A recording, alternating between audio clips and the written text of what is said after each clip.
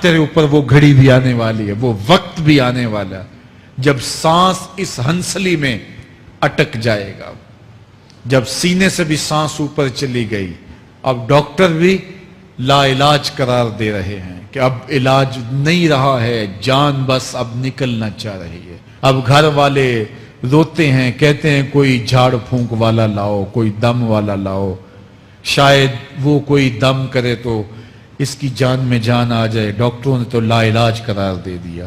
اللہ فرماتا ہے یہ تو جھاڑ پھونک والے کو ڈھونڈ رہے ہیں، لیکن جس کی سانس یہاں اٹکی ہے وہ سمجھ گیا ہے اب موت آ گئی ہے، اس کو یقین ہو گیا ہے کہ اب موت کے لمحے آ گئے ہیں، اب میں بچ نہیں پاؤں گا، اب آنکھیں تاڑے لگی ہوئی ہیں۔ اللہ وہ منظر بیان کرتا ہے، صاحب یہ وقت آنے والا ہے جب دونوں انگوٹھے باندھ دیے جائیں گے، جب ناک میں روئی ٹھونس دی جائے گی، جب چٹے لباس میں کفن دیا جائے گا، جب غسال کے سامنے بے بس پڑے ہوں گے۔ یہ محل، یہ کوٹھیاں، یہ بنگلے جس کو سویر شام لگ کے حلال حرام کی تمیز کیے بغیر بنایا تھا، غوث اعظم رضی اللہ تعالیٰ عنہ بولے مکان بنا رہا ہے، بسیں گے اور حساب تو جا کے دے گا، اور یہ تو ایک رات بھی تجھے اس گھر کے اندر نہیں رکھیں گے کہ چلو ایک رات مہمان رکھ لیں۔ کہتے ہیں نہیں نہیں، مہمانوں نے بھی جانا ہے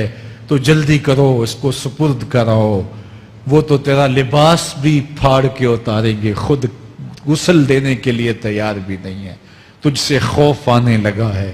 جاندی واری ڈرونا بنے ہوتے، ہاتھ نہ لاندے ڈر دے، جنہ لئی تو پاپ کمائے اج کتھے نہیں تیرے کر دے۔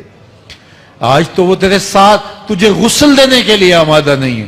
اولا لک فاولا ثم اولا لک فاولا، تیری خرابی آ پہنچی، ہاں تیری خرابی آ پہنچی۔ ایحسب الانسان ان یترک سدی، انسان دنیا میں یہ گمان کرتا ہے اس کو سدا چھوڑ دیا جائے گا۔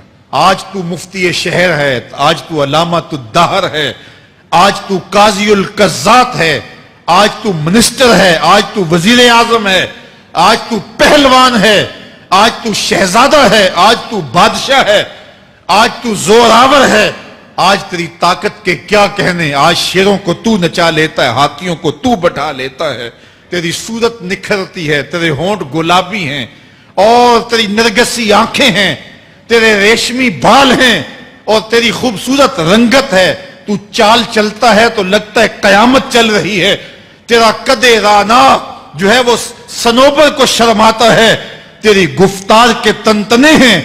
جس نے اتنی خوبصورت شکل ماں کے رحم میں بنائی، کیا وہ ہڈیوں کو جوڑ کے دوبارہ انسان نہیں بنا سکتا؟ وہ دوبارہ انسان بنائے گا اور پھر تجھے اپنے حضور کھڑا کرے گا۔ اور ایک حدیث میں آتا ہے اللہ بندے کو اپنے حضور کھڑا کرنے کے بعد اپنے سامنے سے ہٹنے نہیں دے گا جب تک 5 سوال نہیں پوچھ لے گا۔